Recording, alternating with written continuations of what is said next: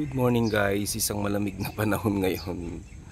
So umaga ngayon mga 7:30.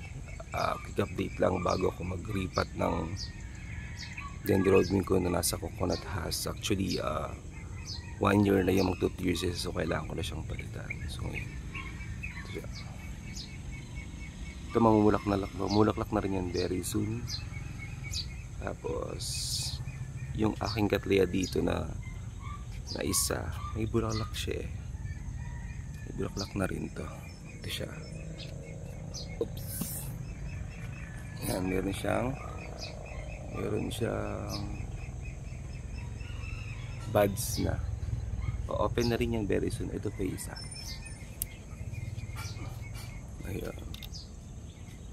Hindi ko napansin yan eh, pero meron na pala siya. Ito yung iriripat natin for today. Actually meron siyang spike. So pag naripat ko to, siguro magsi-setback.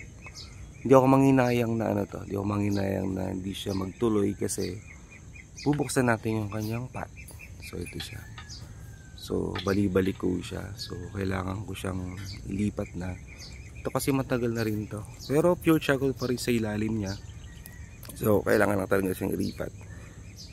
So pure charcoal to, kailangan ko nang palitan to kasi nga matagal na rin to. So makikita mo naman yung dati kong mga pinagagawa pa alambre, pero hindi ko gusto yan. Kailangan talaga plastic lang, ganyan, para hindi siya magano. Yan siya. Yan sila. So ito yung mga bago kong nilipat, yung mga primary white ko, tsaka yung mga kikis na iba, tsaka yung retusini ko. Tinanggal ko sila dun sa black pot na yun kasi napansin ako medyo mabagal. So risky na rin yung para sa akin mag-ripat kasi may bagong setback. So napansin ko mas malakas yung moisture, or ang tawag ba dito, mas maraming moisture na bibigay doon. So nahirapan siya magpatuyo ng media, although charcoal naman siya, pero kailangan ko siyang ilipat talaga siguro talaga. Kaya dito siya, mga retusini, yan siya. Ito sila. Ito yung malalang setback talaga na sinasabi kasi yung galing sa shipment, hindi ko nagustuhan talaga. So andyan sila. Ayan, every 3 days sinisprayan ko ng B1 para may mga ugat. Actually may nakita na ako mga ugat. Hopefully naman sila buhay naman na, so wala akong nagiging problema. Pati eto, ni-sprayan ko din ng B1 yan. Sure siya. Yan, ang lamig ngayon. Bukid kasi dito sa amin. So, ramdam na ramdam ko yung lamig yung hangin. Lamig siya. Ito yung Cattleya. Hindi ko napansin to nung last update ko, nung quick update ko. Meron na pala siya dito. Ayan. Actually, panibago siya.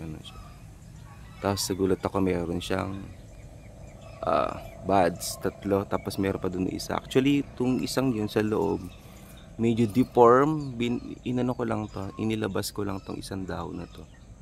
Yung medyo deform pero tuloy pa rin bulaklak niya. So yun siya. Tapos etong last flower na tulumi ako nung last, eto meron na naman siyang panibagong spike. Yun ang liit niya. Ayan siya. Ito. Bago na naman siya. Magbubulaklak na naman siya. Nakakatuwa lang. Katatapos niya lang, wala pang 1 month na kinat ko, meron na naman siyang bago dun. Ayan siya. Nakakatuwa lang, may bago na naman siya. Tapos meron pa dito yung isa kong Phalaenopsis hybrid. Meron siya dito kikis or spike ba ito? Sure kung kikis ba yan, spike. Ayan siya. Ayan.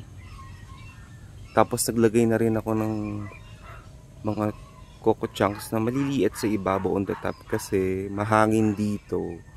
Kailangan kong i-maintain yung moisture nila sa ibabaw. Pinapataas ko yung humidity, so parang hindi natutuyo yung media nila kasi pure charcoal pa din siya eh. Ayan siya. Pure charcoal pa din siya. Tapos ito itong mga seriliana ko, sana magbulaklak siya. Actually, hindi ko ma-meet talaga yung temperature drop nito eh. para mabulaklak. Ang binibigay niya lang sa akin mga kikis. Ayan siya. Ayan. Actually ang dami niya, oh. Ayan. Ang dami niya, pero pagdating sa dulo puputok dahon siya. Ayan. Ayan, kagandahan lang talaga pa nag-spray ka ng B1, makikita mo yung mga ugat nila. Ayan, mga ugat nila talagang buhay ng buhay ito. Ayan, kahit dito sa isa. Ayan, marami na namang ugat na lumilitaw. Ayan. Ayan sila. Makikita mo naman, ayan, mga bago sila. Ayan, mga bago. Kasi ito, yung sinasabi ko, malamig kasi dito sa baba. Tulad sa gabi nauulan siya. So nangyayari, malamig sa baba. Ayun mga ugat niya. Bumababa siya doon. Hindi siya kumakapit dito. Hindi ako masyado nagdidilig this past few days kasi tuwing gabi umuulan siya. So iniiwasan kong marat yung mga acid bulbs ng karamihan dito. Especially sa mga dendrobium tulad nito. Napaka limitado ng pagdidilig dyan. Inantay ko muna talaga silang matuyo bago ko sila diligan kasi yan, nag-i-stock talaga ng tubig. So pag diniligan ng diniligan yan, hindi siya maganda dun sa dendrobium. Lalo na pag ganyan, matutuyo ay mababasa yung katawan nila, iigop na masyadong tubig. Katagalan, mabubulok siya. Ayun ang iniiwasan ko talaga. Karamihan sa mga ganyan, sa mga tawag dito, mga coconut husk. Kasi gi-store talaga ng tubig yan eh. Hindi ako masipag magdilig dyan. So piniligan ko lang dito yung mga tulad dito ng mga bare root lang talaga sa naka-mount sa mga kahoy. Yan, talagang dinidiligan ko talaga sila. Miss lang, hindi naman yung basang-basa. Ito tulad ng mga palis na to. Sana mag-bloom na sa akin itong palis na to. Ito ang ID kasi nito, Ama. Ang ganda niya. Ama to, tingnan mo siya. Pero ito ba niya? Ito. Seedlings sa akin to nun eh. Pero sana mag-bloom na rin sa akin to. Paano? Ang kulay nito, kulay white. Pero kita mo siya, ang taba niya talaga. Si Alaga. Yan. Alaga. Meron pa rin nagre-request sa akin about sa fungicide. Kung paano ina-apply. Soon. Pagkatapos ko nito sa vlog na to, pag-repad ko. So next, iba-vlog ko paano nag-apply ng fungicide. Tsaka yung mga pot na paano kung binubutasan like this way. Ito tulad dito, paano kung binubutasan. Yan. Pakita ko sa inyo paano binubutasan. Para makatipid na rin kasi kayo. Kasi yung iba kasi nabibili na. Kung matamad ka talagang magbutas ng ganyan. Pero kasi ako, mas gusto kong ilalagyan sila ng butas na mas marami. Pero man nabibili naman talaga ng butas na. Kaya lang medyo pricey siya. Tapos depende rin sa kapal. Ganun siya. So ito, sa next task ko mag-repot. Yun, isasabi ko to sa video ko pagka nag-upload ako ulit. Pero ngayon mag-repot tayo ng dendrobium na nandun siya. Yan, actually binubutasan ko. Binibili ko lang to. Para makatipid ka na din. Sariling patno na lang din para ma-maintain mo yung gusto mong laki. Pero kadalasan talaga, may nabibili na. So ako, binubutasan ko talaga siya. Para sure talaga na may hangin sa ilalim na hindi siya magrara. Ayan, kung titignan mo nga ito. Ayan, ang laki niya na oh. May dahon na siya. Pure ano yan, charcoal. On the top lang talaga, meron kong nilagay ng mga coconut husk. Hindi masyadong marami. Mamintain ko lang yung moisture kasi ang uling, ang bilis. Eto, niligaw ko na rin siya ng tag. Rajuzini. Pari ito, meron na rin siya. Ayan, ang laki na ng dahon. Ito, meron na rin tong spy. Meron na rin tong kikis na maliit. Dito. May kikis na rin to. Ayan siya, sa gilid. Ayan. Meron na rin siya. Ito yung pandorata. Pandorata talaga. Nispray ko ng B1 every 3 days. Tapos iba pa yung fertilizer ko na complete. Yung pinapakita ko sa video kung last na nag-fertilize ako. Yun, iba pa rin yan. Siyempre, iba pa rin yung kompleto. Pero ang B1, ang purpose ko sa B1, para mabilis silang mag-ugat. Mabilis silang makarecover. Yan tulad nito. Nag-spray ako ng B1, wala ko nakikita ganyan siya. Pero ngayon siya makita. May bago na naman siya mga root tip na red. Na ibig sabihin, may effective talaga yung B1. Pero talagang subok ko na yun. Kahit kayo try nyo pa din, tested ko na yun siya. May bago na naman siya. Ayan. May ganyan naman siya.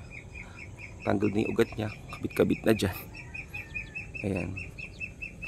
Ito. Nakaraan ng eggsy nito pero ngayon nga ba, ayan siya. Mga ano yan mga tawag ito, mga pulse ko na native, mga Ceriliana.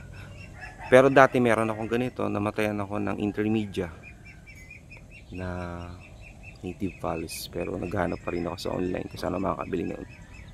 Pero kailangan mo lang mag-focus sa kanila sa ngayon, hindi ko muna yun i-purchase para lang maintain kasi yung space ko dito maliit siya, so kaya dikit-dikit na ganyan, napakarami na kasi nila kung dadagdagan ko pa. Pero pag addict ka sa orchids, yun talagang magpe-purchase ka talaga kung gusto mo talaga silang dumami. Pero ano lang, tip lang, pagka mag ano kayo ng orchids, make sure na pwede siya sa lowland, nabubuhay siya sa lowland, or ano siya, kaya niya mabuhay sa lowland. Kasi pagka yung orchids galing sa malamig, ang hirap i-maintain yung ganda niya. Matagal siya mabuhay or mag-thrive dito sa lowland. Pero dito sa amin naman malamig ngayon, nalamig, naka-jacket pa ako. Alamig, yun siya. So yun, ang tulad nito, hindi ko pa rin ito tong Phalaenopsis na Aphrodite ko. Titinami is spike niya, ang haba. Pagdating din sa dulo, tinan mo, wala ka pa nakikita mga buds na lumilitaw, pero kung titignan mo siya, ang healthy niya, ang gaganda ng dahon niya, ang ganda ng ugat. So yeah, so siguro hindi pa siya napapanaw, ganun siya. Etong Retusa alba ko medyo gumaganda na siya ulit, medyo ano siya. Ito Retusa alba to eh. Yan, Retusa alba, Ricostylis Retusa alba. Pero mas maganda yung bulaklak nito kaysa dun sa Gigantea na Ricostylis, kasi ito cascading yung flower niya, mahaba, umaabot siya na siguro mga 2 dangkal ng kamay yung haba niya. Depende rin sa pag-alaga mo kung gaano siya gaganda, kung ano ka rin ibibigyan ng maraming bulaklak. Pero ang alam ko, season na nila ngayon hanggang March, February, kasi kadalasan yung pagbigay ng bloom umabot ng 2 months sa paglabas ng spike niya, pati yung mga buds. So mga bandang March or February, doon pa lang siya bubloom. Depende pa din talaga. Tsaka ito rin, naglagay din ako ng mga yan coconut tsaka sa maliliit sa ibabaw, kasi pure charcoal sa ilalim yan. So mahangin dito, mabilis matuyo. So hinimitin ko yung high humidity niya, pinapahalumigmig yung malamig talaga. Yan o, patubasa siya. Kasi napapatakan ng ulan dito sa may bubong. Kasi tapat lang yun ang bubong dito. Napapatakan siya, nagdadrop siya. Tulad nito. Sagana sa tubig ulan to, pero no issue sa kanya. Yan siya. No issue sa kanya. So yun lang, bago tayo mag-refat. I-ready ko lang yung gamit ko bago mag-refat. So, diretso na tayo sa refatting. So ito na i-refat natin guys. Dendrobium na nasa coconut house. Almost 1 year na yung pot niya na ginamit ko dyan. So kailangan ko nang palitan yan. So eventually mag-deteriorate na yan. Ibig sabihin mabubulok na siya or maglalagas-lagas. So kailangan ko na siyang palitan. So mga materials na gagamitin natin, charcoal na binabad ko na siya sa fungicide. May fungicide pa rin yan. Styrofoam, stick, bamboo, kahit ano stick, bamboo, barbecue stick. Mas meron ko iba kasi maraming kawayan, so marami akong ganito. Tapos cable tie, alcohol, hydrogen peroxide, kalati lang ilagay ko. Tapos ligaw ko tubig, tsaka fat, kasi medyo malaki to, pinaka mother plant to. So kailangan ko siyang gawing mother plant dyan sa malaking pot. Itong pot ko marami din tong butas, kung makikita nyo, ilalim yan. Binutasan ko na rin siya, tulad ng sabi ko, kailangan maging creative ka din para hindi ka halos bili ng bili. So old pot yan dito, ginamit ko din. So binutasan ko lang, nilagari ko lang, lagaring bakal. Hindi ko mga butas, yan. Brush ko na rin yan. Tapos Ang ingay ng manok. Brush ko na rin siya, tapos binabad ko sa chlorine or Clorox para matanggal yung mga bacteria dyan. So para hindi rin lumutin. So yan, ito sinasabi kong spike. Sinasabi ko, hindi ko pang hinayangan na mamatay pag naripat ko or mag setback siya, kasi ang main goal ko dito, patubuhin yung mga panibagong kikis doon, tsaka magpanibago siya ng mga shoots na magbibigay sa kanya lakas ulit. So yung B1 ko hindi ko muna nilagay dito, so pagkatapos siyang iripat, doon ko isprayan ng B1, tapos hindi ko siya didiligan ng 2 days 3 days. Kailangan ko muna siyang i-rest muna para siguradong, kasi nga may sugat siya doon, gugupitin ko yung mga ugat niyan. So di mo talaga siya pwedeng diligan kasi magrarat yun mga ugat. So kailangan mo nang air dry at least 2 days nga, sabi ko 3 days, depende sa area mo at kung bilis siya matuyo. So ganoon siya. So let's start. Paglilipat itong old dendrobium ko, matagal na sa akin to. Ang kulay nito violet, dark violet. So common lang siya, pero kailangan ko siyang iayos para gumanda ulit, kasi mapapansin mo siya, mga ugat niya tuyo na. So lumalabas na yung ugat, hindi kasi talaga sa ilalim, wala siya nakukuhang hangin. So lalabas talaga siya para makahinga. So ngayon bubuksan natin siya, tapos lagyan natin sapat na maraming butas para kahit paano makahinga yung ugat niya, mag-produce po ulit ng panibagong ugat. So yun lang. So let's start. So ito na siya. So, kailangan ko siyang tanggalin dito sa pot ng coconut husk. Yan. So tanggalin mo natin ito alambre. Medyo kinakalawang na rin siya, so kailangan ko tanggalin. Ayan. So ito.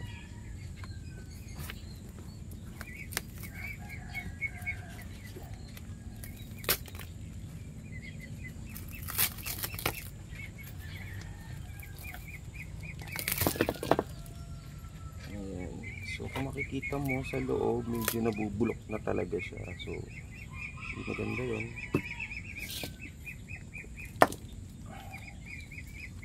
Yan, kumapit na siya.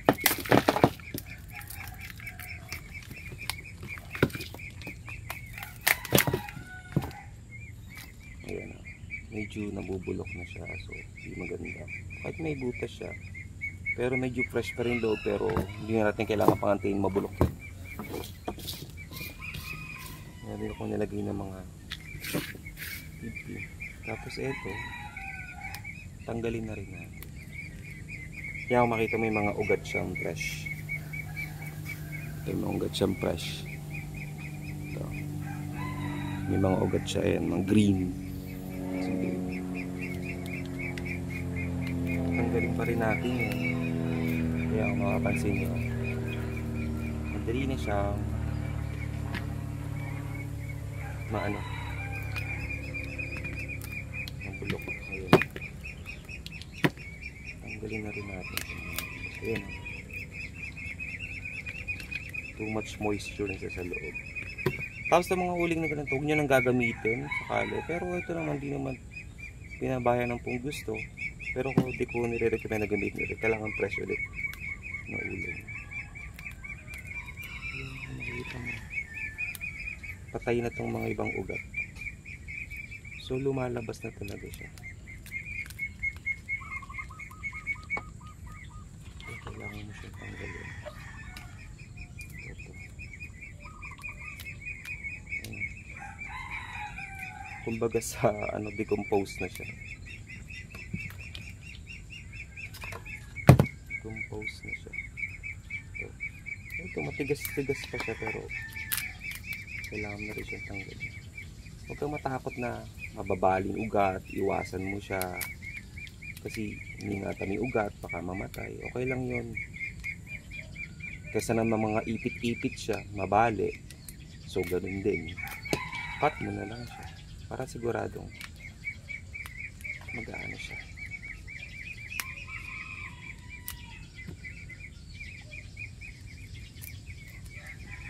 So, Ang dami niyang ugat sa ilalim. Hindi ba patay na talaga? Kasi nga, eto buhay. May laman siya. Pero sa pag hinipo mo, para na siyang ano, payat. Walang laman sa loob. Ayan. So, hugasan ko lang siya. Tapos balik ako. So, ito siya. Spray muna natin ng hydrogen peroxide para mamatay yung mga bakterya sa loob niya. Tapos alcohol. Yung gunting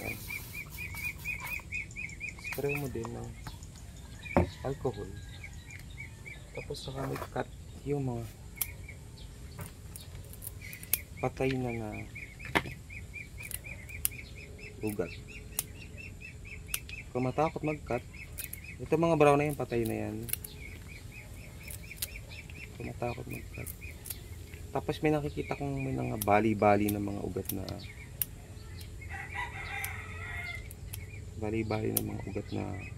fresh. Okay lang yan, tutubo pa naman yan.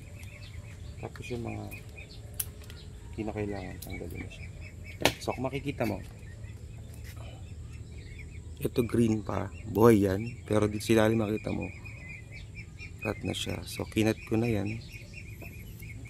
Ayan siya, kinat ko na din yun kasi wala siyang makikita, makikita lumalabas ng mga panibago. Ayun, cut na rin siya. Actually basic lang to, basta importante lang malinis yung mga ginagamit mo, kamay mo. So ayan siya. Ayun. Ang unang ilalagay natin ay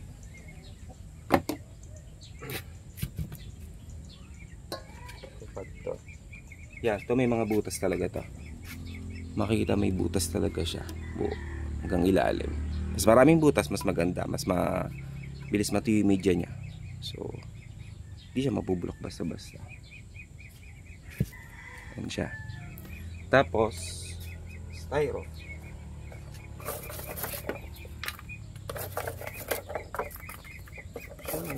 Ang purpose ng styro, okay, maglalagay ng media sa pinakailalim, kailangan meron siyang styro. Hindi ko nire-recommend yun talaga. So ganyan siya, styro muna bago yung media. Tapos yung pinaka charcoal na binabad ko sa fungicide, okay lang yan.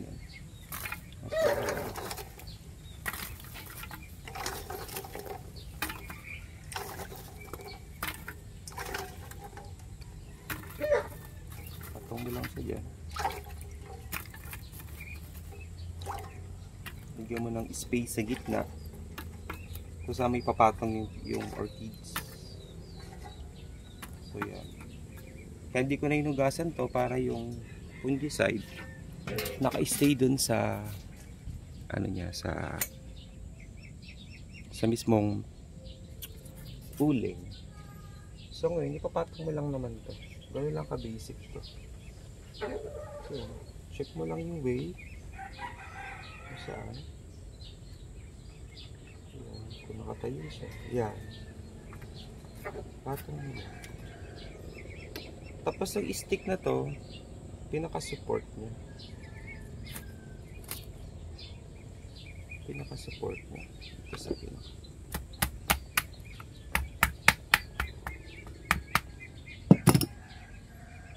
pinaka-support niya lang. Ganyan lang siya. Huwag mong gawing critical. Hindi pa kasi critical. Wag niyong ang tawag dito, tatabunan yung pinakaugat nito. Hayaan mo siyang makahinga kasi nga inubuhay mo siya Itong cable tie, siya magiging support niya. Masyadong maigpit, huwag masyadong maluwag.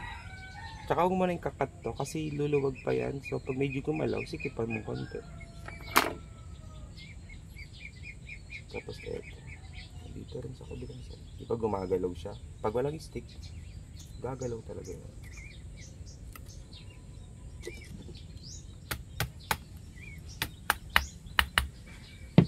Tapos yung support.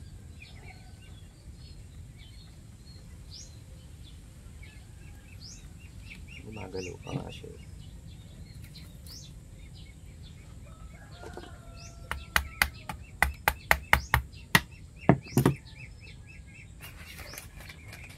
Tapos cable tie. Ganyan lang siya. Ipatong mo lang. Huwag mo siyang ibabaon masyado. So, katungtong lang. Yung mga nababali. Itong galing mo. Tapos, dito. Actually, gumagalaw siya.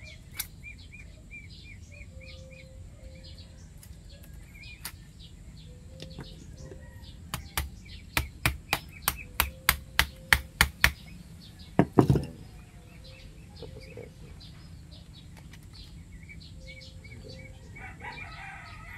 Tapos, hanggang ulit ang cable tie.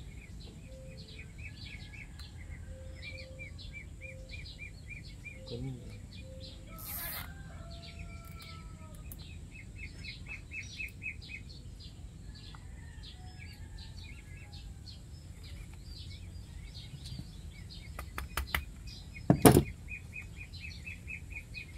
Nakapatong lang siya. Para rin support.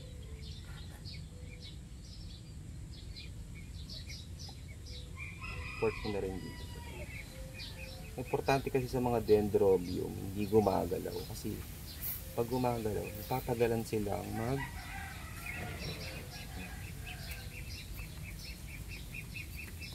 tatagalan silang mabuhay.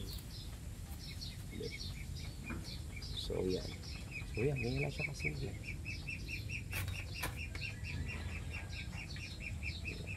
Dadagdagan ko pa ng support.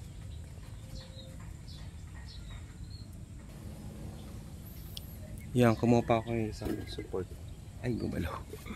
Gumalaw siya. Kumuha pa natin ng isang support. Ito, medyo hindi natutubo. Siguro, para ito isang support. Para talagang hindi siya gagalaw.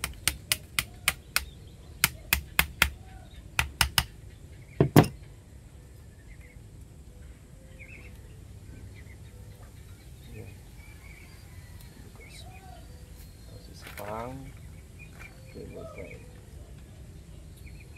Patong lang siya talaga. Tapos ito, huwag mo muna siyang papaarawan ng 2 araw. Hintayin mo muna makarecover siya. So, bulaklak na to, siguro yung buds niya, hindi siya tatagal. Kasi nakat siya. So, huwag mo muna didiligan. Pag umulan, isilong. Isilong mo siya pag umulan. Huwag mo siyang papabasahin ng ulan. Kahit ulan ng ulan talaga maganda, pero mas maganda talaga, huwag mo siyang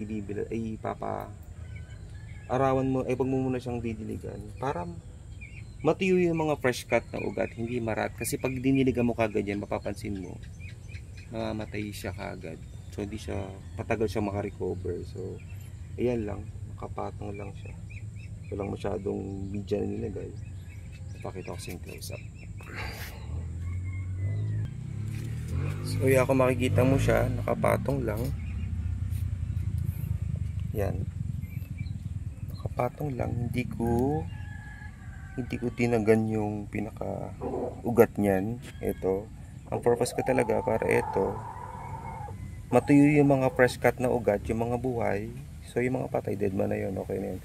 Yung mga fresh cut na ugat na green pa, kailangan yun matuyo bago mo siya diligan. Yun yung pinaka-importante. Huwag mo siyang didiligan after repotting. Tsaka huwag mo siyang ilulubog talaga dyan. Nakapatong lang, eventually kakapit na yan dyan eh. So ngayon, maluwag-luwag pa siya. Pag kumapit na siya sa pinaka-uling niya, yun ang magiging support niya na. So sisikip na yan, kakapit siya sa buong pot. At make sure pag ganyan talaga, malaking pot mo, huwag mo siyang pupunuin talaga ng charcoal. Kaya mo makahingi ugat. Yun ang importante dyan. Kung may nakikita ka man dyan, ayun, na mga, yan, to, hindi pa kinagumap. Yung kamay ko nandyan. Diyan papasok yung hangin. Magsisirculate siya ng maayos sa loob. So, hayaan mo siyang matuyo mo ng 2 days, 3 days bago mo diligan. Pag umulan, isilong mo. Wag mong ulanan or babasain. So, ito mga pads na to. So, hindi ako natatakot na mamatay yan or hindi magtuloy kasi ang main goal ko talaga yung pinaka puno niya. Lumabas yung panibagong ugat, especially yung keikis, para another bloom set ulit ng dendrobium. So huwag ka mag-worry. Pero talaga ako, tutapusin ko sana to bago ko iripat. Pero nakikita ko hindi maganda. Tulad dito, nakikita may mga ugat patay. Ayan siya. Tsaka ito. Ayan na siya. Malambot na. So recommended ko, maganda ang coconut husk for 1 year lang talaga. Pero kung actually makita mo to fresh pa to, di ba? Huwag mong hayaan mabulok. Huwag mong hayaan na mabulok na yan. Huwag mong hayaan na mabulok talaga. Yan tulad nito, nakikita mo yan. Bulok na siya eh. Huwag mo nang hayaan mabulok yan. Na tapusin mo yung i-cycle ng coconut husk na hintayin mo siyang masira talaga. Kasi nangyayari, nakita mo to 1 year pala, nakikita mo na yung mga bulok sa ilalim niya. Ayun siya. Nakita nyo dito yung na coconut nakadikit doon. Yun ang unang purchase ko sa kanya. So, meron pa doon. So, hindi ko ginalo yun ng unang nilipat ko dito sa coconut husk kasi nga magagalo yung ugat, mamamatay. So, ayun, medyo malaki na siya. Siguro, kayang-kaya niya na yung sarili niya. Basta tamang alaga lang. Tamang shading, tamang fertilize. Yun, always check the area, location talaga. Tapos, tamang alaga lang. So, yun lang. So, ilalagay ko lang siya dun sa may gilid. Pakita ko sa inyo. So, ayan na siya. Dito siya. Kasi, shade dyan. Shading net dyan. Tamang hangin dito.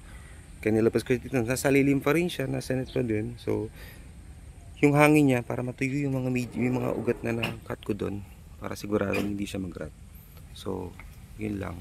So, disclaimer lang. Ito lang nararanasan ko pag-alagaan orchid. Experience ko lang. Yun ang most effective sa akin.